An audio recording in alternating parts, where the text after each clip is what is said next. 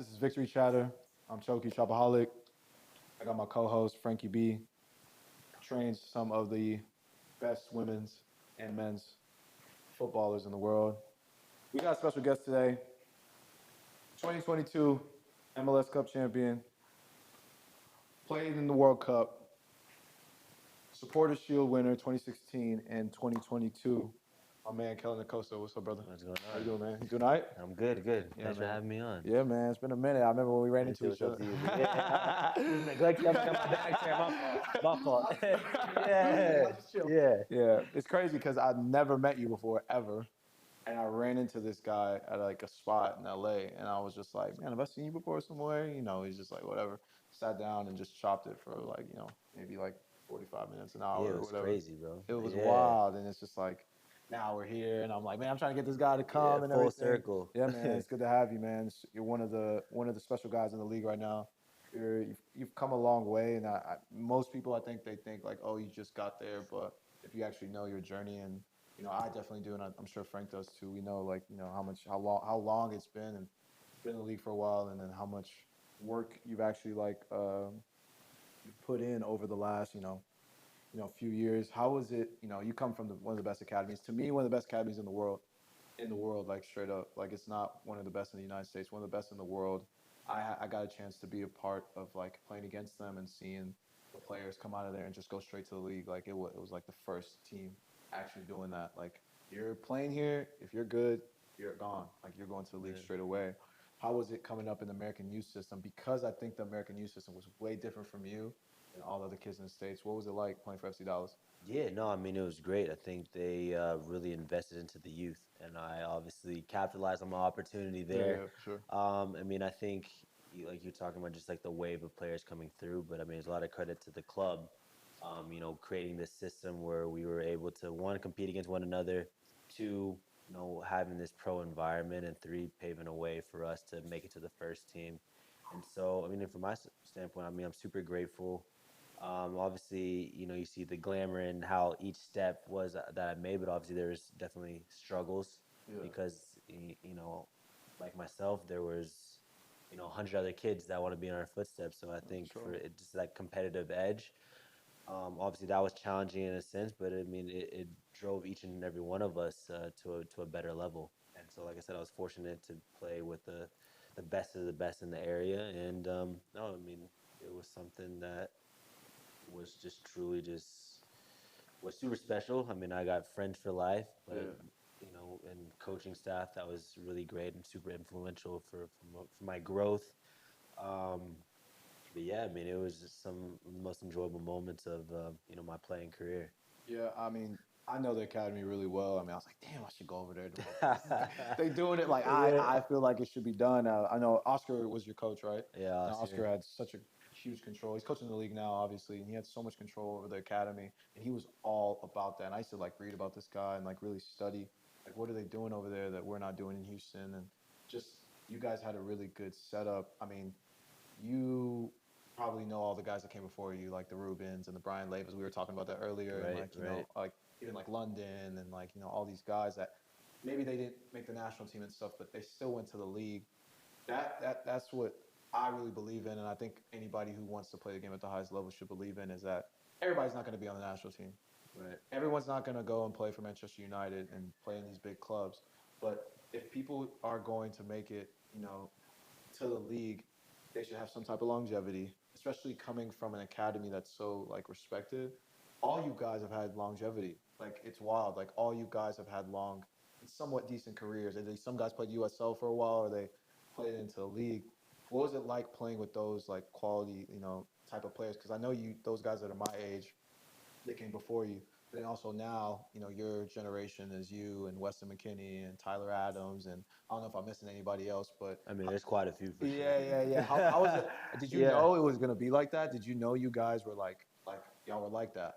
Like, yeah, I mean, I think just to circle back on what you're saying, I mean, I feel like everyone has their own journey and how they made it. I think from my standpoint, you always have belief and you're optimistic in terms you want to make it to that level, but you don't really realize that it's something that can come to fruition until it kind of happens. I mean, it's something we all are super ambitious and have ambitions of reaching it to the top. But um, yeah, I think it's just just taking it and just being present in the moment along the way, and just working, just enjoying every little step has just created different opportunities for me to kind of work my way up. And it's just a credit to the people around me and my teammates. Like I kind of talked about just that competitiveness of playing, people at all various levels have been um, truly influential for me. And kind of just having my takeaways of taking a little bit of each and everyone's game and kind of trying For to sure. add that to mine has helped me as well. I mean, you kind of talked about Weston and talked about Tyler. I mean, they're great players in their own sense, but they all have different qualities that separate themselves from other players. And like myself, I have different qualities from them. But I think from my standpoint, I'm kind of just having little takeaways that implement to my game and hopefully can add that and take my game to the next level. What was it like moving into the academy? Where did that start? How did it come? Like, what was your true youth soccer experience before you made that, Yeah, and what so brought you there? yeah, I started by I played at smaller club, Yeah, of course. and Priest, I'm sorry. Can you ask that question again? Can you fix that microphone? Because now Priest fixes. my microphone. Yeah, we put it, it's upside down, or I don't know, it's up upside down. So it sounds great when you're talking that way, but when you talk. Talk this way. Okay. Y'all are just trying to cut me out, man. Yeah. Stop it. Yeah, he's a hand cut. Yeah, let's Yeah. start over. Okay, you asked the question, please. Yeah, but we can do it however you guys want to. No, your question's good. Did you get? You want me to ask the question again, or Yeah, just? just from the jump, just like. Fuck, I have no idea where I Yeah, started. like that. I got you. Thank you guys. No Appreciate worries. you both. And go. Obviously you played at the Dallas Academy. What was the time period before that, and what actually brought you into that? Yeah, I mean, likewise to most. I started at a smaller club, went from A to Z to ASG and Longhorns to Andromeda to, Well, you know how it goes. It's like the steps. Everyone, I stayed with the same coach, the same core group of guys, but it just went from like club to club. I just kind of followed my coach, and I, got to this moment where I'm like, okay, if I want to take my game to the next level, I need to make that next jump. And so for me, it's, I had, friends. The soccer community is really small, right? And so I had friends I played with previous club that he was actually in the academy, Marco Carrizales, and I was really close with his family. And he's like, you got to come to FC Dallas. This is where it's at. I was talking with Solar at the time. I guess played with them. They wanted me to go to the academy as well. Oh yeah. And so it was one of those deciding factors where I was like, okay, I'm gonna just try FC Dallas. Kind of, I was super close with Marco. I trusted his family, trusted his, his words of how the academy is shaped and everything. And so went to my first training session, and that's all it took for me. I was just right away. I just fell in love just from the atmosphere, the culture they establish, the playing style of the players. Oscar, Chris Hayden, I mean the whole thing from top to bottom. I'm like, I have to be here. Right. And so from then on, I was able to join the academy. They were already familiar with me, so that made it a little bit easier. And yeah, then I was playing against the likes of the Ruben Lunas to the Moises Hernandez, Victor Ulloas. I'm like crazy. Brian Leyvas. I'm like, I gotta be here. Right. What did you have anybody in your life that kind of directed you towards football? Was it selected for you? Like where did that come from? Because Plano. It's been an ongoing argument with my family because Okay. everyone wants to take credit onto who got me into the sport. It was my mom, my dad, my grandparents, the dog immediately, Yeah. everyone's trying to take credit for it. Who are you giving credit to? I just say God, Fair enough. just fate brought me to it. But yeah, I mean, my first ever sport was T-ball. I hated it. Yeah. T-ball was so whack. I mean, it was so boring. I mean, I'm like, man, this is boring. And then, football was it was one of those things where I excelled at a young age. And, when you're good at something, you want to continue with it. And so for me, I'm like, damn, I kind of like it. I'm kind of good at it. Let's stick with it. And it's worked out ever since. Yeah, for sure. Yeah, so I know through that whole process, just man, you don't understand, man. Like everybody knew about this FC Dallas Academy. It was like really one of the. It was like everyone heard the noise. Like we didn't know about the players. Like you guys kind of like because the guys before you were so big and to a certain extent, like just as far as like just being known in like the Right. soccer world and stuff, that we didn't know there were other kids. We just assumed like, okay, this is like a special group because it was kind of like their first group in a sense, like their first Right, group of like right. starting it. And then you guys started coming along. Did you ever get any looks to like go to college or anything? Was there anything like, oh, I might go to Yeah. like go play D1 or? My family were super keen on me going to college. And I actually verbally committed to Maryland. I heard about that. Yeah, I committed early my junior year because of London. London was the one I've been knowing. Woodbury. Woodbury. I've been knowing London since My I dog, LB. was. So his best friend, younger brother, was one of my best friends and also my teammate growing up. So I used to be over at their house all the time, and London was there. He used to go by Little Schizo. He was a rapper back in the day. He used to rap. So I was like, all right, this dude is cool. He looked Little like me. He plays Schizo. footy. I'm like, man, I want to be just like London.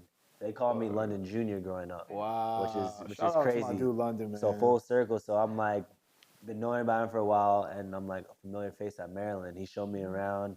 Had a good time. I'm like, I want to go here. I've heard about those Maryland recruiting visits. Yeah, I fell in love right away. Fell in love right away.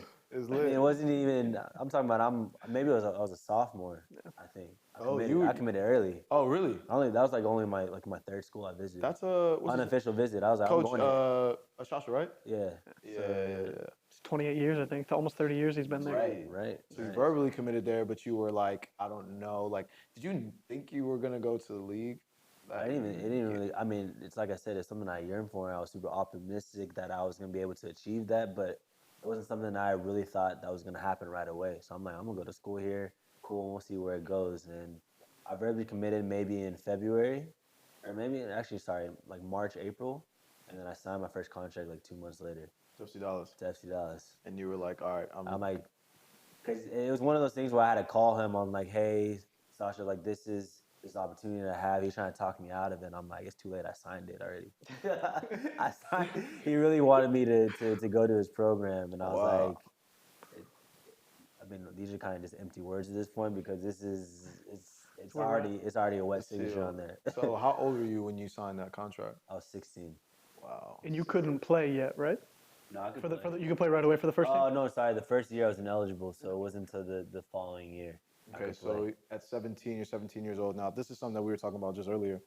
You're 17 years old now. I played coming up, and me and Frank probably talked about this. I didn't see a lot of black central midfielders, like at the youth level.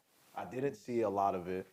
You and this new generation of, you, Giannis Musa, Tyler, Weston, are on the U.S. And the U.S. teams never had this ever. Yeah. You coming up, you were playing. We had quite a few. If you're talking about like Moa Jew, Jermaine, Ricardo Clark. Consistency though in every game and seeing like those faces every single game coming up. This is the first time it's been this consistent. You're 17. Did you have any struggles with like being like? Because you could arguably say you were one of the first to kind of like Just representation. Yeah, like to just do it and kind of be like, especially in academy when at that time academy had really just started signing pros, kids from the young age to go pro. Did you feel like, okay, I'm like the only one really out here? Because I think Weston and them, are they exactly your age? Or no, they're younger than me. A couple years younger. You were the first one to kind of come in and say, hey, look, like I'm actually out here, one of the first. Did you feel that at all? No, for me coming through, I was just happy just to be in the locker room. Word. Okay.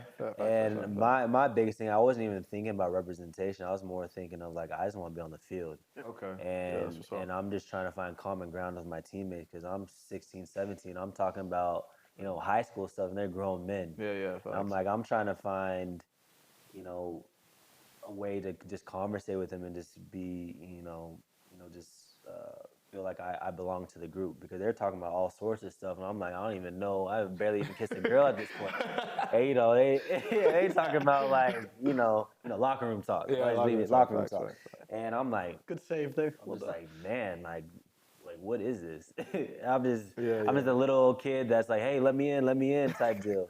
And so, like in terms of just representation, I never even, it never even crossed my mind, to be honest with you. Well, damn, you were one of the first to really kind of hold your position in that spot. for the new generation of what we have now. So you were kind of like the first guy. So you kind of gotta get yourself like a pat on the back, man, Well, I because appreciate that. it's hard. It's hard Yeah, to do. reflecting back, I mean, thinking about it now, I'm like, okay, yeah, like, well, just in terms of just, there wasn't really a whole lot of young players coming into the league, signing homegrown deals. Not only just signing, but I was playing on a consistent basis. Yeah, exactly. That's And what so I'm saying. I felt that in a sense where I'm like, not a lot of kids were doing it, and to be able to do that, then after me, it was people were kind of replicating that in different teams. And so I thought that was pretty cool to be, one of the first guys to really cement my place in the team, being at a young age, and then teams really having this belief that, this youth movement really helped their team. And I thought that was pretty cool because I was one of the first. One of the first ones, yeah, Frank. What were your parents' thoughts when you said no to the uni? I know you said they really pushed working towards that. Like where knowing that time and those homegrown contracts aren't quite Right. they're not always the highest where we're looking at those Yeah. things. What was that like? What was that decision and how'd you come to it as a family, or did you come to it by yourself? What was that like? Um, they understood. It's one of those things where it's kind of an opportunity of a lifetime. Obviously, one way or another, you have to bet on yourself if you go the college route or the pro route because there's still a lot of work to be done. Obviously, college is super beneficial because you're talking about an education. But my standpoint and my argument with them is like I can always go back to college, and this opportunity might not always be there. Sure. And anything can happen. Situational, I could get injured. Knock on wood. Anything, right? And so I'm like, this opportunity is right in front of me. I want to take it, and I promise them. I still haven't done it yet, but I promise them that at some point I'll go back to school You're young. You and got get a time. degree. I did some college courses. University of Phoenix. You get after it from there. Yeah, ITT Tech. Nah, Southern New Hampshire. Southern New Hampshire. That's new. Yeah. So Yeah, that's what a lot yeah, of the guys in the league. I think Aguchi did that. Like a lot, bunch of yeah. I guys mean, that fun came fun through. fact. I was the first to ever win. Word. Yeah, the program started with me. Really? Yeah, Because you were probably the first one to like be as close to college To that and be age. playing pro. Because a lot yeah, of guys were either way older or they were like yeah. not even playing at all Right, yet. right. Yeah, that's true. That's true. That's true. So it's crazy because you now like all right now you're in the league. Who were the guys that were on that team when you first got in there? Because that's I mean FC Dallas always had a squad. FC Dallas. Yeah. So I mean, do you know Jesus Ferreira? Of course, I his played with his dad, David. Yeah. David. Yeah, So David, he yeah. was he was the captain, number 10. Nasty. He was there. Blas Perez was a forward. Perez. Kevin Hartman Yep. was in goal. Mm-hmm. George John, Ugo Himelu, Jair Benitez, Fabian Castillo. Yeah. I Castillo. mean, I play with Carlos Ruiz. Carlos Ruiz. Yep. He had Um, just like at the back end, right? He was it- like on the back end. back of his, in. Yep. Shellis Hyndman was my coach. I played with his grandson, Emerson Hyndman. Yeah. So I'm it's crazy all the crazy. overlap. But Yeah. yeah, I mean, yeah, those are some of my teammates, and I'm talking about those guys are probably close to almost double my age. That's wild. That's wild. Yeah, How was it right. like? You were on a vet team. Like, did you feel like those guys were helping you grow a little bit, like your game a little bit, or was it No, more? definitely. They treated me like any other player, Good. and I really felt that, and it helped me a lot because I didn't want them to baby me at any capacity because I'm like I'm with the big boys now. Like if I want to be with the academy, Facts. I'll stay over there, right? Facts. Yep. Like this is everything that I dreamt of, everything I worked hard for. So I want you to treat me like any other teammate. If I'm messing up, yell at me. If you want to tackle hard, then tackle hard. Like you don't take it easy on me just because of my age. Because with this game, if you're good enough, you're old enough. And so for me, just treat me like any other person. So now you're getting games in and you're really like so now you're 17 now you're old enough to play you're playing games you're getting experience and when did the national team picture youth national team stuff start coming up? Youth national team. Yeah. So I went through ODP. Okay. So I came through. I don't know. was still I around. was third. No. I don't even know if it's still around. The U13 or something. Yeah. And I worked my way up. State team, region camp, national team. And so I was from. I mean, I completed the whole So you thing. did 15s. 14s all the way through Wow. to the senior team. Wow. And I'm not gonna we won't go to the senior team stuff yet, but when you were at that time you were playing FC Dallas, was you thought you were getting did you think you were getting closer to that like full Senior call-up? team. I think because I did the steps. I was in residency for a couple of years. I IMG used or IMG. yeah, yeah. So I played in the U17 World Cup. I played in two U20 World Cups. Wow. I was part of the Olympic team. We didn't qualify, but I was part of the team. And so you're talking about like on a step to step basis. I did every step. I'm like, okay, so what's the next step? You were And like so 30 before you turned 22. yeah, so I mean, yeah, I did literally everything. And so Wow. I'm like, okay, if I can play consistent, if I can do my thing, I mean, hopefully I'll have an opportunity to earn a call up. So you guys had some good, I think during that time, that FC Dallas team was good. Like it was a good squad, veteran dudes, solid team. How was it playing those first few seasons and like what were you like kind of going through? Did you have some ups and downs or was it kind Yeah. of like straight shot? Well, the first couple of seasons were tough because one, it was kind of a shock to me because I go from playing in the academy in terms of, I was the better player playing game in and game out to I'm in the first team and I'm watching from the sidelines, waiting for my opportunity. Okay. And one, it's super tough because you go from, playing every game and people are all hyped that you're playing and this and the other to like I'm just another number on a Yeah, roster. squad guy. Yeah. And it was tough, outside looking in. And so like my first like year or so was tough until I started playing and I got a taste of what it was like. And I'm like I got to be on my A game every single game because I got grown men. I'm taking food away from their families and Ooh. they want my spot just about I want theirs. Facts. But even more so because they got other things to worry about. I'm just going home with my mom cooking at the end of the night, right? And they're it's different. And so like obviously I had a feel for that and at the beginning my beginning years and it was tough because I'm trying to beat out guys that are 10 years older than me, Yeah. maybe even more. Maybe more. And and no one likes when this young kid is coming in just Mm-hmm. smiling all the time, all happy to be here and he's playing, right? And so that was tough in a sense and my first couple of years the team struggled a little bit. We didn't make playoffs, exited early this following year, and then Oscar came in and kind of transformed things a little bit. And I went from playing my not preferred position to then moving into the midfield. I started as an outside back in the Yeah, I league, remember that. I right remember back that. and left back. And for me, obviously I didn't enjoy playing there, Mm-hmm. but I'm like I just want to be out there. On the field. I Yeah. don't want to be on the field. It doesn't matter where I'm at. I just want to play. This is before the time of inverted fullbacks, man. You'd be Yeah, it would be screwed. different. It would be different. And I actually made my debut on the national with the national team as an outside Yeah, back. you did. You did. You had that phase. So I'm like, it worked out for me. Right. But yeah, I mean, like life of an athlete as a footballer. I mean, it's a roller coaster. There's highs and lows, and you try to ride the highs as long as you can, but obviously not get too low because they come. I mean, it's part of it. No one gets to be up here the whole Whole time. time. Yeah. Yeah. Even the greats of the great, have some rough patches, and like whether it's injuries, I've endured my fair share of injuries, not being selected in teams, not being in the 18, not starting, not playing, all of it. It's part of it, but I enjoyed every little bit of it. It's you're in a unique position. Maybe you do know, maybe you don't know, but like you're in a unique position as far as like the experience aspect. You give me this vibe. Like when I first met you, I kind of got the vibe that you kind of knew a lot of different things, but you kind of were like still trying to be a young person and enjoy. Now we're talking now. You kind of giving me like old head vibe.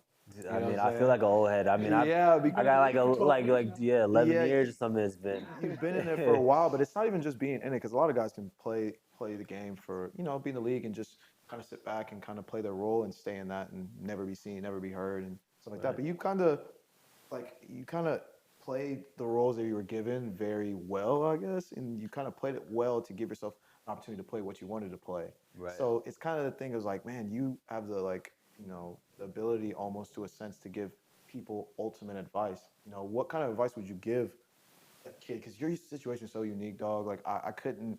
I've talked to a lot of guys over the last 10 years. I haven't heard this before. I haven't heard this young, and then get to the age where they're still playing.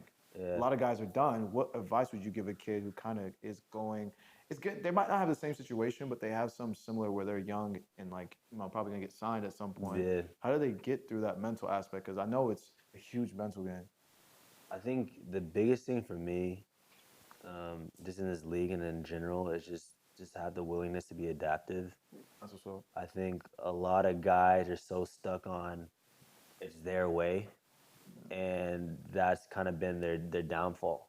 I think it's important to obviously the coach makes the decisions, Yeah. and so you got to kind of play that card right, Yeah. right, and if a coach is looking for certain things in your game that he needs from you, you need to bring that to the table, and you can add on to your flair. But I think especially with the younger generation, I think I mean, I don't want to highlight too much, but just the lack of just respect and discipline Oh yeah. has gone along. But I think it's crucial.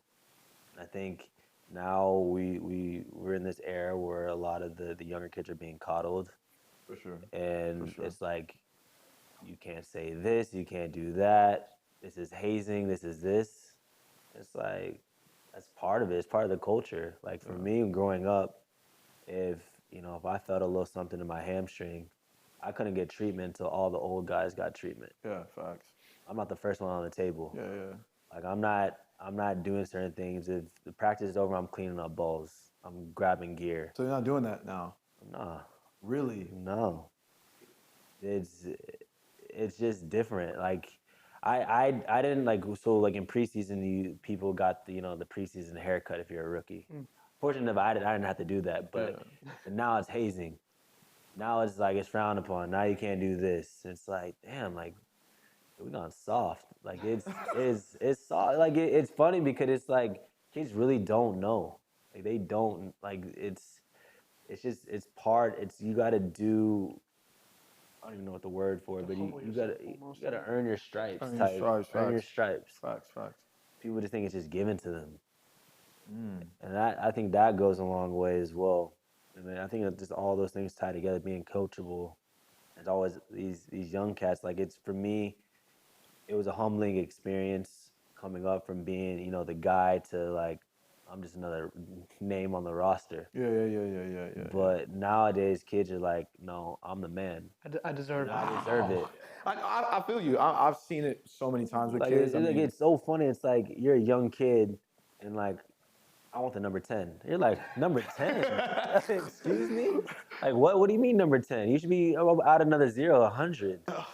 facts, You got those 3 man. numbers on the back for the try list. You know what I'm saying? Like it's crazy because people don't realize, but that's like it's like normalized nowadays, and people have just accepted it for what it is. But it's like almost need a little smack to the face a little bit. But do you feel like the players when you're in the team, they're kind of like getting on these kids a little bit, or they kind of No. They're really not doing it. Because I think we've almost cycled out of an era where one, it's like, how can I tell another young kid what to do when if I'm only 1 year older than him, even though I've been playing for a bit? Experience though. Yeah, but it's like, or if I'm, so how would you feel? You're 24, I'm 18, but I've been playing 3 years in the league, but you're 6 years older than me, And you're a rookie. and you're a rookie. How do you approach that? Yeah, I mean, yeah. But now that you're not. Yeah, but then now we kind of cycled out of like those like mean veterans that are instilling this like hierarchy. How, I mean, you all We're toss a lot. more laid back. Right. Yeah. Y'all toss a lot of academy kids out on the pitch at LAFC, right? I mean, we've seen a good bit. Yeah, we have. Dallas did it as well. Dallas did it. Like, what have you found a way in the current way of things to be able to at least put your arm around a kid and give him what he needs, or is No, it? I mean, it's not. I need to wash my hands because. Yeah, it's tough because it's you have to know how people receive information. There's certain, I think for when I was coming through, it was always like beat down. But now it's like you can't beat down some kids because they'll say whatever nowadays, or they won't be able to take that information. Right. And so now you're mindful of like how people can accept that, whether they need to have like a stern talking to, whether you need to approach them to the side and let them know whether, you know, whatever the case may be. So now it's like you have to be mindful of how you talk to people, as mindful what your actions are. Because nowadays, let's say if I I get pissed at you, I tackle you nasty or something because you try to nutmeg me. Now that everyone has like a phone or whatever, and now they're posting like this is what he did to me. Right, right, right. Damn. Now That there's really no safe happens? space. I'm not saying in general, but it's like a respect That's thing, the right? fear. Yeah. If I'm Yeah. I'm 30 years old, I'm a veteran in this league. I played, X amount of games. I've done all these things, and this 16-year-old's coming up practicing with us, and he's trying to double scissor nutmeg. Kick the shit out of him. Sorry for my language, but yeah, like that's part of it. Facts. But then now you can't do that. Now it's like it's a problem. Like think about unrelated to like sports, right? You look at the Draymond Green to Jordan Poole, Yeah, yeah, right? yeah, yeah, yeah. No one knows what happened at that training, but they've seen the video of him punching him in the face, Yeah, facts. right? Yeah. And it goes many different ways. Yeah. And it's all about how people view it. Jordan Poole could have been doing X, Y, and Z during that training or even before, and it was just a build up. But now Draymond's the bad guy. I'm not saying that's the case, but I'm just saying that's just how Yeah, how the people perception is. perception They see a is. Perception. 5-second clip, Yeah, not perception, the right. perception, That's perception. the issue with all this stuff right Perception. now. Exactly. How do you see like so, you've been in the game for a minute and you've had all this experiences and stuff. I know Frank asked about the family stuff and stuff like that. Does anything happen outside of the game that affects your family? Like, if you have when you have a good game, or people are always like, Yeah. hey, like I met your mom, or at the grocery store. If you had a bad game, are they like saying stuff to you on IG? Like, what's the experience like? Because I don't think Yeah. people understand. Your platform is pretty big for a young player right now. You're in the prime of your life almost, and you're a prime player either on the national team or on LAFC. What is it like for a soccer guy? Because we know what these NBA guys are dealing with. We know what the NFL guys are dealing with. Yeah. What are big players in MLS and the national team? What are they dealing with as far as like off the field? Does it affect your family? I mean, for sure. I think, whatever you want to call it, cyber abuse is Yeah. real, Yeah. right? Where it's always funny to me when fans react in a certain way, of they think they care more than us. I'm like, I don't want to lose. Like, so why do you think I want to have a bad game? No, I want to play well Like each you and just every went out game. to take the piss for a Yeah, second. I mean, I've gotten all sorts of things from racial comments to, get called to the national team. People tell me, please don't, like, I hope you get injured. Decline the call up. I've, gotten a bit of everything. And in terms of, I went through this period where it's like, I don't want to post my family because I don't want them to be in danger because people are saying all sorts of crazy things. Like there's this one moment I played against this Peruvian player, and we played in New York. It was U.S. versus Peru, and it was a clean tackle, but I injured the guy, and he plays at a Turkish club. Fenerbahce? I don't know where he was playing at, but those Turkish fans are brutal. Oh, they're crazy, huh? Yeah, flooding my messages, saying stuff about my family. I was saying, I hope you tear your ACL and break your legs. I'm like, this is bigger than the game. Like this football is a child's game. Yeah. And in terms of you're willing or you're wishing ill upon me, I mean that's beyond me. Like that's not a fan of the game. That's not. How does your family take it? Are they cool? Like, how they've probably been seeing a lot for a while. Do you feel like Yeah. they're Yeah, I mean, I think if there were any issues, I think they would deal it with themselves. I don't think they would bring me into it. I think they want to just, I mean, not really worried about that, more so just playing the game. yeah. But I think I don't want to say, everyone wants to say that this stuff comes with it as an athlete, but it doesn't. I don't go to your work and tell you suck. You know what I'm saying? Like you're not, Enterprise. yeah, like you yeah. made a mistake. Like you don't belong in the team. You don't belong here. You like go back to your country. Well, I mean, no one does that. Yeah, no one does that. Yeah, yeah. But obviously, us being in a spotlight, obviously, it comes with to an extent, but not in terms of should just be getting abused like Yeah. crazy. How much does it drive you though? Like, do you use some of that stuff to kind of like push you on the field a little bit, or is it like, Yeah. all right, I'm tired of this nonsense? Well, I think for me for a long time, I'm like I'm gonna take it to him. Like I can't wait to just have this game where I'm like, now what? Like this is. But I think when I spend too much energy trying to appease fans, it actually worked negatively. Negatively And against you. so now I'm like taking for what it is. Like I'm like just enjoying this moment that I'm here and just try to play at my best ability and not worry about what fans have to say. I think one or another. I mean, they're a bit fickle in a sense where they love you when you're at your highs and hate you at your lows. Yeah, yeah, for sure. And so me, it's about just making the most of every opportunity that I'm playing in and just enjoying every moment that I have. Okay, Frank, go ahead. No, I was going to ask, like, the MLS obviously has given you a career and one that you're still a part of. One of the things that I always think about for people who've been in the league for so long is a little bit of lack of control over your career when it comes to getting traded intra-league and all those things. Yeah. I know that you dealt with that at least once from Colorado to LA. I don't know what the situation was from Dallas to Colorado. What is that like? How does that affect you? Like, where is your head at with it now? With some Yeah, time. and I think that's something the league needs to do a better job of. For me, the Dallas to Colorado was a tough one for me as well. I mean, I wanted to change, but I didn't know I was going to Colorado. And the way that I found out, it leaked on online before I even knew. Yeah. Wild. And yeah, so it was one of those. I played in Houston Saturday. I stayed the night because all my family's from Dallas. I have family in Houston, and it was also my birthday on that Sunday. I stayed the night. I was enjoying time with family and friends. I get a phone call from my coach. He's like, "I need you to come home." That's when the news was like leaked, and literally I came home. I talked with him. I had like my goodbye video that they always do, whatever.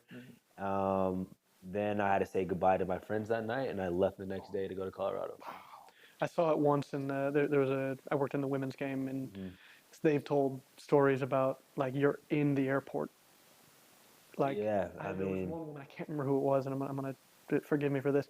She flew with the team to an away game. They traded her on the flight, and so she had crazy. to change teams and play that same. I mean, she was on the bench, but she put another kid on to play Against the team against the she team that flew she with. flew with.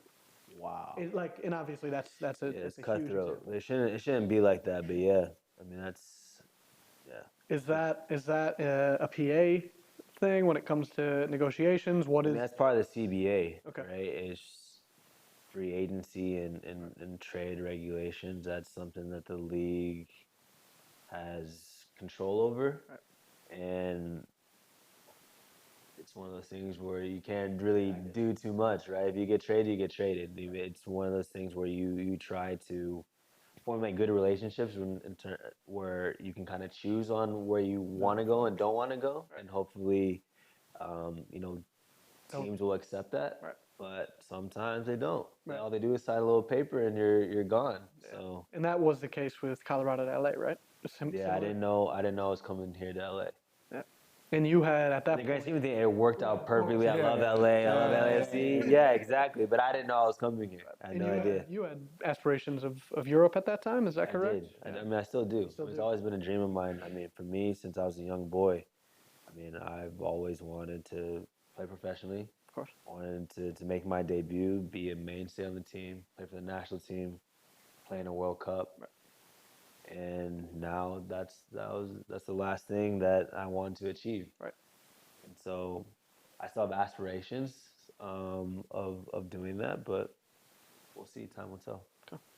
What what drove you to want that as part of your career? Like is it just being at a higher level, being at the highest level? Is I it think all the things, all the different variables, higher experience? level, new experience, just a maturity thing of just trying to adapt to a different culture, and just growing up. I grew up watching the Premier League and just a European atmosphere and environment, something that I wanted to play in front of someday. I mean, I grew up being a Chelsea supporter. It's hard saying that out loud right now. Damn. But I grew up being yeah. It's been tough, but yeah, I grew up just just watching it is something that I wanted to achieve, and that was something that was always been on my list. With having less control than you would like in your career, I'll just put it that way. What if you're 10 years down the road, let's say you're, hanging up the boots at 38, right?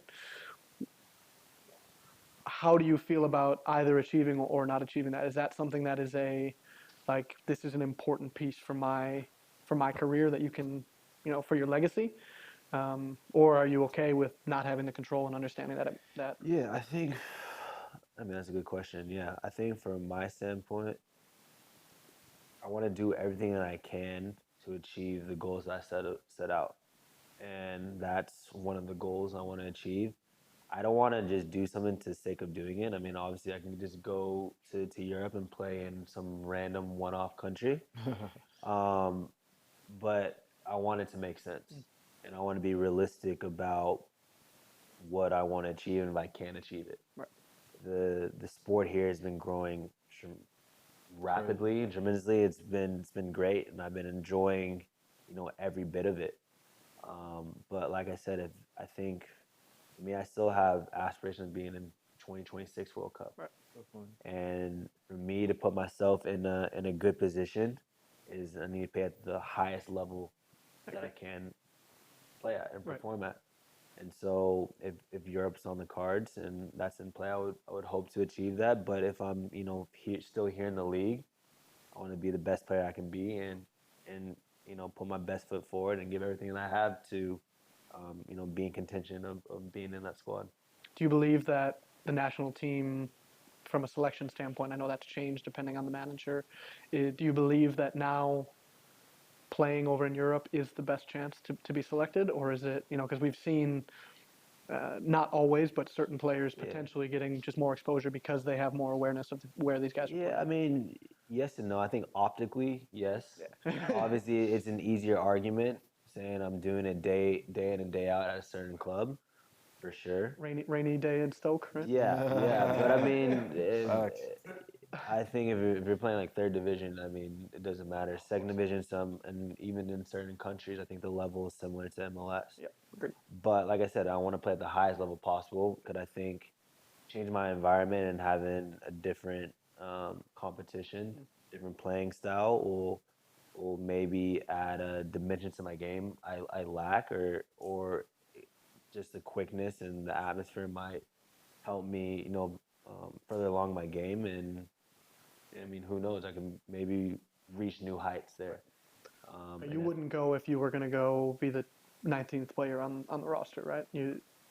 Would you like what is it still important, those things that you mentioned, like I want to be, playing, I want to be like Yeah, I those think things? playing time. I think if a team invests in me, I think I need to earn the right to play. I don't want to just be given a spot, for sure. But it also needs to make sense. I mean, I'm at this point in my life. I mean, I'm 28 years old now.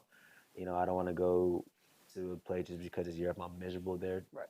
living wise. I mean, I have a 5-year-old son as well, so That's I'm right. mindful of that will affect him as well. Of course. Um, but yeah, I mean, I think a lot of the variables come into play. But like I said, I mean, if I'm able to achieve it, I want to go out there and do it. Of course. Awesome. I wanna kind of hit on like the fact that you've been to all these like, you were in like FC Dallas and Colorado, and now you're here. The systems and the dynamic of the teams and stuff like that. I mean, I grew up in Texas, so I know how Yeah. the football is there, and FC Dallas kind of sticks with like that Hispanic style and like that Latin style of play, and then you go to Colorado, it's probably more MLS like. I mean, I don't know, but maybe it's more MLS average. I know a couple guys who played there.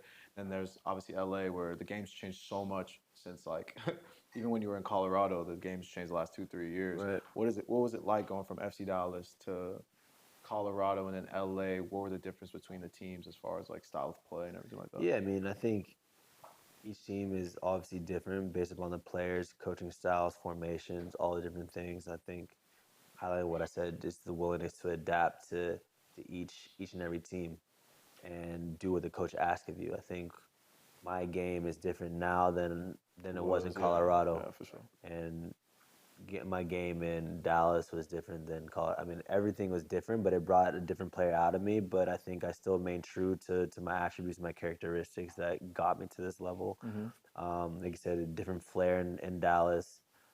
Colorado, we had a different setup. Here it's more like dynamic and electric. Dallas was pretty similar based upon our wingers in that. Yeah, yeah, yeah, yeah. Um, but yeah, it was just one of those things where I just had to adapt to the environment I was in and the formations and the coaching styles and trying to make the most of it. You know, the biggest part, and probably one of the things now that we've like actually had these conversations that I like respect about you is like you have a good mental aspect. A lot of guys I've met in the league and a lot of guys I've talked to, girls and guys I've talked to, there's a few of them that have that mental side of the game down. What were the stresses and like the things that you had to really lock into to be at the level all the time? Because there's times where you could be like going through it a little bit in your personal Yeah, life, and then you go on the field and you got to turn up and like actually play. yeah, it's That's tough. the It's hardest part. tough. And you were young too, so being young and actually paying attention to like who you are as a person and going on that field. What were the mental aspects, stuff that you did Yeah, to kind of get there all the time? yeah, it was definitely hard. I mean, I had some rough patches in my career, and it took a lot to get to this point where I am today. I mean, I think part of it is just going through it, Hmm. and I got to give a lot of credit to the people around me and my support system. And I think it was tough because not only injuries, but being part of the national team and being out of the national team, it actually helped me in the grand scheme of things because it allowed me to have this reset That's what's up. where I had to implement different things into my day-to-day life to get back to where I wanted to be. And that's one, it was just mentally is social media is very, very Dangerous tough and game. Yeah, toxic yeah. and Dangerous game. dangerous game where you can read all the different things, why you don't belong there, you're comparing yourself to others, why are they there, why am I not? Why are they getting these things? Why Yeah, am I? yeah. And it's a tough road.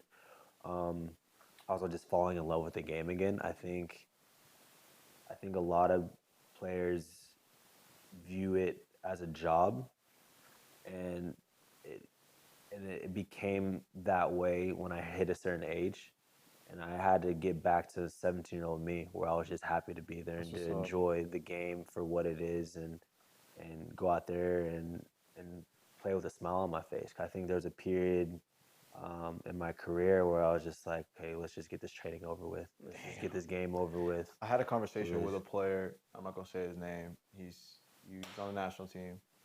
He played in a couple. He's played on a bunch of teams in the league, and we talked right before during the pandemic. And I remember it was a conversation we had, and the look he gave me and stuff. And he was like, I've known him for a few years, and we'll talk about it off camera and stuff. He was telling me I was like, hey, so one of my biggest things I'm always talking about the mental side. Like, do you still love the game? And I talked to him. I was like, do you still love the game? And he was like, he makes a lot of money in the league, so obviously that's another side of it. He was like, I'm just trying to get a check. And I told him right then and there, I said, you got to understand where your power is. Like at the end of the day, you have to do this in the Yeah. future. You're gonna have. He has kids and stuff, and you want to end it on a time where you can say, hey, like I got everything out of this as I can. I was like, if you don't love it anymore, it's not gonna be the same. And then like 2 years later, he's out the league, and he's probably happy. He's probably happy he's out the league because he doesn't love it like that. But man, that's one of the biggest things, and like you Yeah, recognizing that is super, super, super huge, bro. Super huge. yeah. It's crazy. That's the biggest thing when you just look at it as like a job. Yeah, man. When Yeah. when did that come? When did that like big At what age? yeah age or like what time period? Where were you? It was in between the time where I was getting traded from Dallas to Colorado, and then like my first, couple years at Colorado Right. were the toughest because I was transitioning to a new team. Mm. I was excited to join a new team, but it was also getting kind of stale for me at Dallas in terms it was kind of like the same routine over and over Comfortable. again, comfortable. Yeah. I was seeing the same faces. I was I wasn't growing, and I think I was at my limit there, and I'm like I needed a change, and that's why I requested a trade. And Colorado brought a different side out of me. One, I'm going away from home, something that's totally different. I didn't know anyone or anything. Now I can just like go home and see my family. I'm like away from them. Mm. meet new friends. I was constantly just walking around the city, driving around the city, getting more familiarized to what was around me. New playing style, coaching style. I'm in altitude now, so I was dying out there in altitude. It's a different life. Yeah, and then, when I got there halfway through the year, it was in July. Played the first few games, it was good. And the next year, we lost like the first 11 games. I'm like thinking like, should I hang him up? Like, is this it? Word. Nah, I'm just joking. Not like that. But I'm like, but you think about everything when you're like, I'm like, damn, I'm losing every week. I know, dog. It just hurts. It's just like, all right, here we go again. Another game. Miserable to Let's show not up lose to. as bad today. It Did was you tough. feel like you were gonna lose every game? Like, did you feel like the squad was like that? I felt like we had a good team, but when you go through a patch of like you lost 4 games in a row, you're like, oh, the fifth game, here it comes.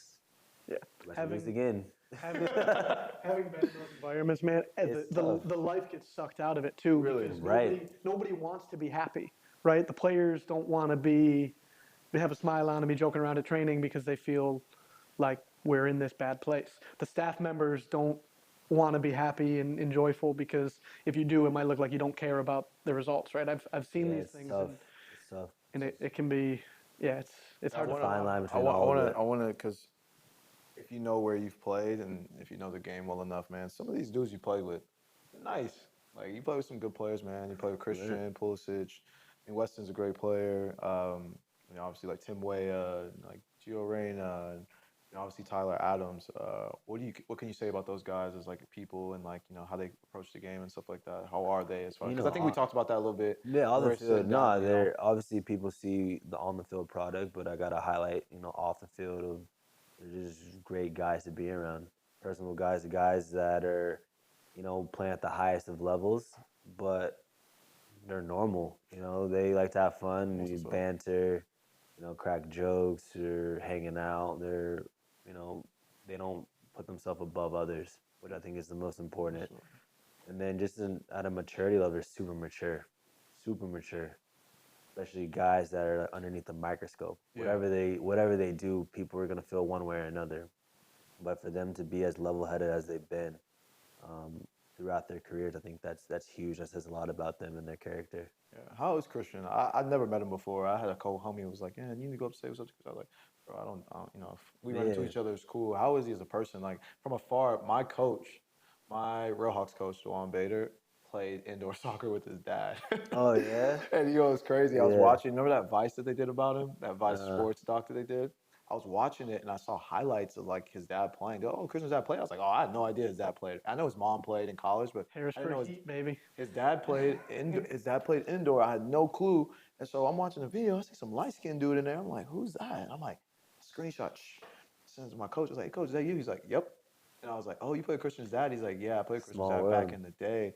And I've never met the kid before. I know a bunch of people who were cool with him and stuff. How is he? Because he's like the face of the game right now in the States. And I feel like overseas, he's a good player. Didn't get like the full on blown chance because you know how it is over there. It's a different beast. Cutthroat and Yeah. How is he as a dude? How is he as a person? Nah, he's super cool. Super cool. He's one of my good friends on the national team. I'm always hanging out with him. It's actually his birthday today, Oh, word. which is funny that Word. you're talking about him. So happy birthday to him. Yeah, happy Shout out birthday, to him. dog. Yeah. Yeah, but he's not a super dope dude. I mean, down to earth. Likes everything. We're in fantasy football together. He likes to play Good. chess.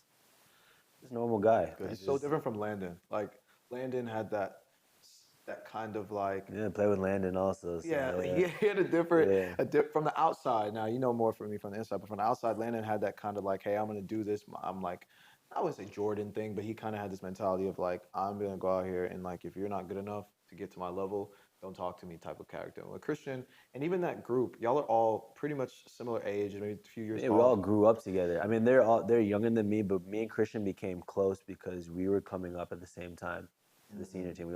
We broke through. All you guys. So yeah. it was me, him, and Ethan Horvath. So we're the three young guys Goalkeeper, yeah. that were with like Clint and Michael and Jermaine. So they were there and we were here, Yeah, right? yeah, And so we stuck together and hung out. That's how we became real close. And obviously the national team now, everyone has played with each other since youth ball.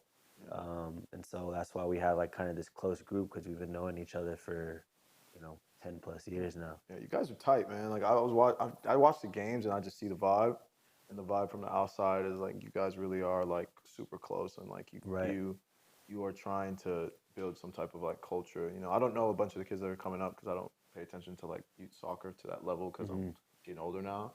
But but I'm He always seeing says that, right? We can't. but I'm seeing that you guys are creating a culture, and like hopefully like the next generation steps in and kind of follows that path. But yeah, no, you're kind of in that time now in your in your life where you're kind of like where you are, you know what you're doing, you know who you are. Do you feel like you guys can this next cycle coming up, say you're a part of it and everything like that? You feel like you guys can get it done? What do you mean get it done? Get it done in the next World Cup? Like win the World Cup. Yeah. I think, I mean, we're always hopeful. I mean, every nation's getting better, and I think our team is Everybody's getting for better. sure. And I mean, what better way to do it on home soil? Yep. Obviously, we need to make some strides over the next few years, but never say never. Yeah. Never say never. Good. Political answer, well done. Yeah. You, to do you, it. you mentioned your son, right? 5 years old. How we talk about shakeups. How big of a shakeup was that for you with the birth of your son and being in the middle of your career? Like where? Yeah, it was he was literally born as I was getting traded to Colorado. That's crazy. Yeah. That's crazy. And so, yeah, it was just a whirlwind of just a bit of everything. Like he was born, changing cities and whole 9 yards. So it was tough, but it was like a blessing, and it just allowing me just to be grounded and just really just enjoy each and every moment because I mean he's one of my biggest blessings in my life because he allowed me to one be more focused of and mindful of every little detail Yeah, of, for of sure. my life because now it's like I'm not just playing for myself, I'm playing for him as well. Yeah, definitely. And it puts things in perspective because everything that I do it for him. And so it's definitely a proud moment for me, but also I want to just make him proud. And so it's important to implement different things in my day-to-day routine to one just not just embarrass him in a sense, right? So Fact. yeah, super just mindful of all those things. Does he understand where you're at? Does he like where's is he coming to games? Like what's Yeah, so he doesn't live with me. He lives in Texas. He actually walked out with me for the second time, technically his first time that he actually will remember. First time he was a baby, so he has no idea, but he really just he loved it. He enjoyed it. And now it's one of those things where he's bragging to his friends like, "Oh, my daddy plays soccer. He lives in LA. He plays for That's what's LAFC." up. Now he's really just taken a liking to the game, and it's been truly just cool to watch because that's all he wants to do is play soccer. Really? You think I you're just gonna love get him in it. the game? can't ask for anything more than that, huh? You gonna get him in? To play. You guys are getting him? Yeah, he's been playing. It's his second season. What's up? You going to the league or what? What's up? I hope he's league bound. Yeah. Like LeBron, I'm not gonna retire till I'm play with him. Yeah, you know what's crazy, when we talked at that spot, I did not think you were gonna be like this. I had a completely different idea about you. I thought you were gonna be a little more like, I didn't. I ran into a lot of guys in the league, and they all have. And you need it. You need a little bit of brash, but you seem like you're so far ahead of like where someone your age would be at. I got thrown into it when I was 16, so it's I'm- like I I'm- had time to. I made my fair share of mistakes, but I had time to kind of fix those mishaps. Yeah, I'm like, man, this kid, he's like beyond what I was thinking. Because I'm like, damn, I don't run into the guys in the league like this. But even the older guys now who are retired and stuff. But like, what do you do like on your free time? Like, what's your life like outside of the game? I never, Yeah. and a lot of guys in the league don't have a lot of stuff that I know of. Like maybe now they do, but just the guys I came up with and I knew they didn't have a lot to do. I guess. What do you do outside of the game? Outside of Yeah, I playing? mean, day to day, I'm just like everybody else. I run my errands and stuff. But Yeah. I mean, the big things that I'm really into, I'm into fashion. I've been diving deeper into the industry, in the fashion industry, meeting different people, having meetings, doing shoots in the whole 9 yards, and then also established my foundation earlier this year, where I'm trying to um, serve underprivileged youth through sport and education, where I great. want accessibility That's great. to soccer, because soccer has given me my life, and I Yeah. think it's important as athletes to use your platform to leave an imprint on your community, and what better great. way through giving that through the sport that I love. And so I want to build fields. I have two coming up here in LA. Wow. One in the Watts area, another one that's gonna be in Artesia, and those are the Great. first two that'll be done this year, and then keep building from there. You might be the first player I've ever heard say this. I've never heard a soccer player ever tell Which me. is kind of sad, because I feel like we could really make a difference. I'm telling you, man, We could like really just make a like bringing difference. the game to like the hood and bringing it to places where, huge. you know, you might not get that first kid or second kid that might want to go to NFL or NBA, but shit, Right. the I think you third- need more people, like you said, like we talked about earlier, about representation. Yeah, man. And I think it's one of those things where we got to make the sport cool. I always talked about you need to combine fashion and entertainment to the sport for the sport to explode. Yes, bro. Yeah. And I've slowly have seen it in terms of just collaborations, people wearing soccer jerseys for fashion. Yeah, for sure. PSG and Yeah. AC Milan with Off-White. You've seen entertainment, and like we don't have like the Space Jam, like we had the Bennett like Beckham, but we have like the Yeah. Wrexham, the All or Wrexham, Nothings. yeah. People playing FIFA, clubs implementing like field, I can't even think about it. Like courtside seats, but it's like field side seats. Yeah, so We've seen that's where I was at celebrities at the where beginning, we've yeah. had Justin Bieber to LeBron to Leonardo DiCaprio to all sorts of people. And I think having that crossover will also help the sport just to take off. And then you have these players making their way through their careers, like the little Lionel Messi's. Yeah. making their way, but Stepping in. yeah, yeah. No, having like guys like Messi come into the league has really helped Blown as it well. up. Talk to me about the fashion side of things. Where do you have plans to design? Are you just interested? Like what are the aspirations? Yeah, And, I mean, what are you doing now? I think the market is pretty saturated in terms of everyone's trying to just, throw their brand on some Gildan shirts, and I'm like, that's not me. But I think more of I feel like I have an eye for what I like to wear. Your tunnel are crazy. So Well, I appreciate that. It's more just, I would rather just be like a creative director or more of like a consultant rather than anything. Just giving my kind of my 2 cents into what I think is cool and I think people would like. But in terms of actually designing things, I don't think that's up my alley, because I like what I like, but to like commercialize and sell it to the masses, I think that's very tough. we're seeing the creative directors pop up now, though, right? Yeah, Like in you the talked about soccer world, you look at like Guillermo Andrade from 424 did Leagues Cup this year. which is the guy at huge. Crystal Palace. Am I right? There was another creative director in the Prem.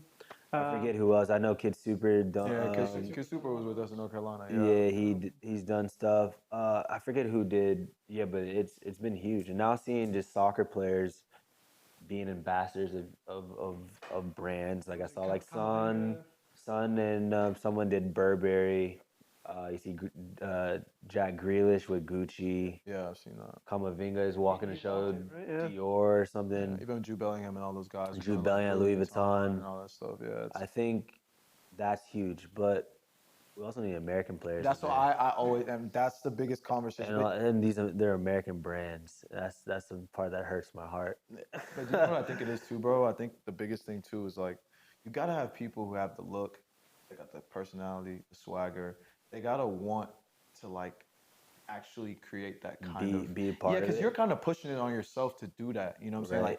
Like I don't know, Christian, I don't know Tim Way, I don't know any of those guys. I know they all like their own things and stuff like that. But Right. are they willing to go? You know, people willing to push what they want out there, like we talked about earlier, is like you've got to kind of put it out there first before Right. people are going to want to accept it. And once they see an American player wanting to like go that far and that deep and go to collaborate with like other people and stuff, people are going to fall in line and be like, damn, I kind of want to do that too. You know, you're the first player I've met in the last 15 years who's actually into fashion and actually wants to go and like do like literally went out of his way to like go to fashion brands. No player I know has done it. Yeah. Like I mean, it's starting to become normalized to do that, but the problem is these brands just want who's hot Yeah. for that moment. Yeah. Which is understandable, but Mhm. if you want to create this longevity in the sport and really um, promote the sport and the players, I think it's important to um, grab these guys that really want to be a part of it and elevate them. Because I think right now they're forcing certain people to be part of certain industries that don't fit their Don't personalities. fit on. We were just talking about that. Yeah. Which it's always funny to me seeing like certain guys look so stiff because it's not them. I'm like, you got this dude in overalls when he should be in freaking sweats. He does. You know what I'm saying? It's like it's weird because I'm like they don't even look comfortable and you're forcing the issue on them. That's where the league, I think sometimes they don't understand. It's not necessarily how good the player is; it's that player's impact. Like there's got like you're an impactful player on your team. Now let's say like Fella's like a huge star or Right. like Every person, every team has it for has sure. it. Yeah. So like, but it's all about impact. You could arguably say you're right now you're probably one of the more impactful players on the men's national team. I would say like from my vibe and what I've caught over like the last year or so, you've been playing in every game and actually having like a good role in the team every game. Unlike the other guys, they might be playing, but they're not really doing much. They might Yeah, I here and think there. that's the biggest thing for me. It's like I'm here, Mm. and that's what separates, um, other players because they're present. That's why people want to be like LeBron because he has this presence in his community, and that's why I'm trying to implement that. I want to have this presence in my community.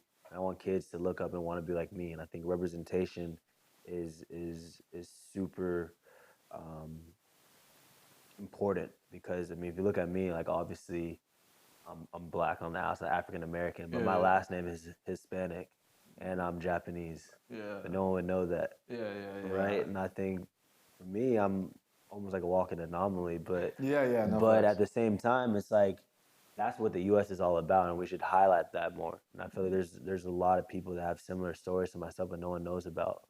Yeah, and I think too, like a lot of the guys, they don't know. I always say this, like when you're confident, you know how special you are in your own way. I think we all have our own thing that we're special about. You're starting to come out now and show people, hey, look, like I'm a little bit different than everybody else from like my cultural background and everything like that. I think somebody told me you were Japanese, and I was like, dang, I forgot this dude's Japanese. Yeah, a lot Like, of people don't know, but but for me, I was dealing with just personal things where I wasn't necessarily proud to tell people I was Japanese because it was almost like I had to give them an explanation because they didn't believe me. It's like, really, how are you Japanese? It doesn't make sense. Like you said, you're from where? You're from what? Like, what's your? That's not your grandma. That's not your dad. You got to be adopted. You got to be this. I'm just like, huh? Like, why your eyes don't look like that? Like, why are you dressed this way? I'm like, I don't need to explain myself to you for who I am or what I am. yeah, facts. I've seen more and more you like putting out AAPI Yeah. on your Instagram and speaking more openly about it. When did that change for you where it was, okay, I do need to show this side of myself and provide some representation as It well? wasn't until I moved here, Yeah. to be honest. So it's only been a year and a half where I really just dove deeper into my heritage. And then I have to credit Walter, who's a member of the 3252. I think he just saw an interview that I was Japanese. And he's like, we got to get you out to Little Tokyo. We got to the Budokan and I want you to be a part of this culture and meet the locals here. And they just embraced me Yeah. and it was just super just cool just to have this community really accept me for who I am and just to see that there's so many other Asian Americans here Right. um, living in locally in LA and just LA in general. It's just this melting pot, which is super cool to kind of just see the different cultures. One, just come together, and two, just have a liking of just the sport, which has been really really cool. I'm right in saying, or am I right in saying your biological father is Japanese, but it's Yes. not who raised you? No, he did. Yeah, he did. Yeah. Well, your last name is from My your step grandpa. stepfather. Oh, your Yeah. step grandfather. Okay. Grandfather. Okay. And how, in what way was it as a kid to say, I don't want to have that part of me out into the world? Like what did you move away from? How did you? Yeah, I was Because, kids are brutal. Yeah. Yeah, they'll tell you how it is. They're like, why you look like that? Why you dress that way? Yeah. It's not So even malice either. yeah, I mean, people just ask like crazy questions and it just catches you off guard, Yeah, right? yeah. And so for me, it's like how I were like to get to and from school or to training. I would have to depend a lot on my grandma, and she was Asian. And so people always ask the question like, "Who is that? Is that your nanny? Like, are you adopted? That can't be Damn. your grandma." And so I was always super embarrassed when she used to pick me up. So I used to tell her, just call into school and I'll walk out and I'll go around the Wow. corner. Like Like that. it was like that because one, I just wanted to fit in Yeah. and I just wanted to be like everyone else, and everyone looked at me differently because. And I mean, I don't know. You know how Texas is. It's Oh yeah, it's American different. football. It's a different I vibe. wasn't Yeah. into American football. I was a soccer player. I Uh, wore my soccer jerseys to school. I wore the skinny pants. I did everything differently, and I added and compounded that with being Asian. People were like, "What the heck is wrong with you?" You know what I'm saying? And facts. so Facts. so that's why I played football, American football. I wanted to fit in. Oh I really? told, I tried to act a certain way because I wanted to fit in. I told my grandma to pick me up around the corner because I didn't want people to see that because I wanted to fit in. I tried to do all these things to fit in, and it was really tough for me because I'm like, this is not who I am. Yeah. Facts. This is really challenging. So it wasn't until I was, 14, then 13, 14, where I realized like I can't do this anymore. I gotta be who I am. I gotta embrace what I am and just be free. It's good. It's crazy they even like people go their whole life, they don't even recognize that. You know what I'm saying? It's They live tough. their whole life being somebody else and like trying to act like somebody else. I think we're all from somewhere to a certain point, All but culprits of it, yeah, for yeah, sure. yeah, we all feel like, oh, I want to be like this, especially in the States. We're from Right. Texas. Texas, different, completely different energy and Yeah, you're vibes. Where telling me. everything's Yeah, so strong back home. Like anything you do is like so hyper, like looked at so like in a microscope only. And you're like, yo, I'm just a kid, but that's how everyone's always looking at you for every single thing. yeah. I kind of want to go into, talking about, you on the field and everything. Yeah, you got called up to the World Cup. Yeah. What was the vibes like? Because I know they do all those little like videos, like they did for the girls. Obviously, they did the videos where they showed them calling up. I don't think they did it for the guys though. They just called y'all up or Yeah, they did. Couple We all got like a personal call, but it was interesting times for me because we just won MLS Cup literally like the day before. Oh yeah. So I get a call from Greg, and I'm like, not right now, coach. I can't. It's been a long night. You know how it goes, celebrations and that. Yeah, yeah. But I answered, and I was nervous. I'm like, why is this guy calling? Why is he FaceTiming me? Like, this is weird. Oh, he What? FaceTimed He you. FaceTimed me, Oh snap, that's wild. and I wasn't thinking much of it. And that's when he broke the news, and I was just super excited. And I was already riding a high because I won my first MLS Cup, the day before, and I scored, and in crazy fashion. it by was the way. an emotional game. Yeah, yeah. And just added that on top of it, I'm like, man, I'm about to explode. Like, this is crazy. Yeah. Like, everything that I work for in this moment, getting that phone call, one, it was just this moment just being super excited, but another moment just being relieved. There's so much stress and energy and all the emotions to get to that point, and just to finally achieve my dream of being a part of a World Cup was just super, just surreal.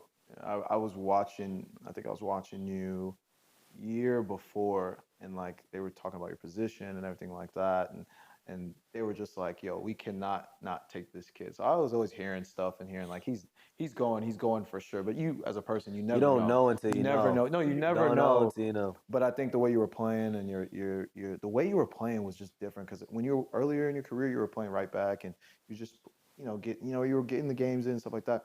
Just this last year and a half, 2 years, I think Greg he kind of was messing with the team a little bit and like maybe I think you missed a couple. You Yeah, I missed a was couple. out for so I was in his first ever camp, and then I was out of the team for like a couple years. Yeah, and then you came back for the Gold Cup, or I think it was I Gold came Cup. I came for like a one-off camp in December. I got like another opportunity, And then from then on, From then I was in on, every camp. and you did it, and I could see it in your face, because they would like get close to you in the camera, and I could see your like the way your mindset was. I was like, oh, this kid wants this. Like he wants to be, he Yeah. wants to make this World Cup. Like I could see it the way you were tackling people and you were chasing people. I was like, look, he's been playing Yeah. hard his whole career, but I ain't never seen him do this. Like he's going in. Like It's one of those things. Like I said, that was part of my reset in that's my what's up. career, where I needed to find love for the game again and take every moment for what it is and just be present. And having that reset, being out of the national team, shifted my whole focus. Where I'm working each and every day to get back into the team, and when I'm there, I don't want to lose it ever again.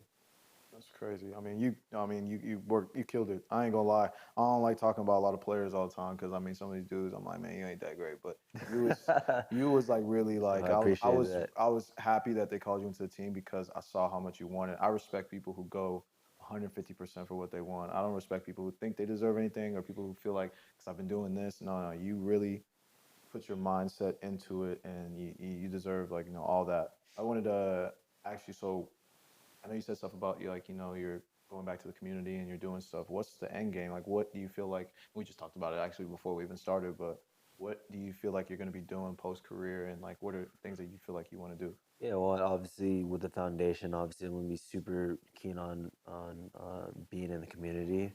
But I've also the whole reason why I was going to Maryland because it had ties to ESPN, and so Hmm. Maryland had a brand new journalism school, and so Really? I had aspirations of being like a sports broadcaster. Damn, I And did so I not still know have that. sights on that maybe in my future that Yeah, I'll be on TV, where I can showcase fashion and also talk about the game that I love. So maybe that'll be in the cards in the future. We'll see. But I think in the next couple of years, I want to dive into to being on screen and get more and more practice, be more and more comfortable. Because I'm seeing the likes of guys that I played with, like the Moa Deuce, Mm. Stuart Holdens, to the Tim Howards, yeah. making their way on the TVs, and I'm like, that's something that I would really be excited about post career. Yeah. You've had like, I mean, you're only 28. It's wild, but you've done more than like 40-year-old. What would you tell your younger self? Like, what would you say to yourself when you were younger, as far as like just being able to deal with all this? Yeah, it's just be present in that moment. I think sometimes you look too far ahead and you don't take what you're in for what it is. And so I was super keen on, okay, I have this game already looking 2 weeks ahead. I'm looking at the next game. I'm like, I need to play this game first, right? Yeah. And for me, and also just not being content on where I'm at, I always want to achieve more because you're always going to aim higher. That's right. And, you know, um, the ground floor is the lowest, but you want to go to the top and even higher. That's great, Frank. You have anything you want? No, man, this was a pleasure. Yeah, thank you Dude, guys.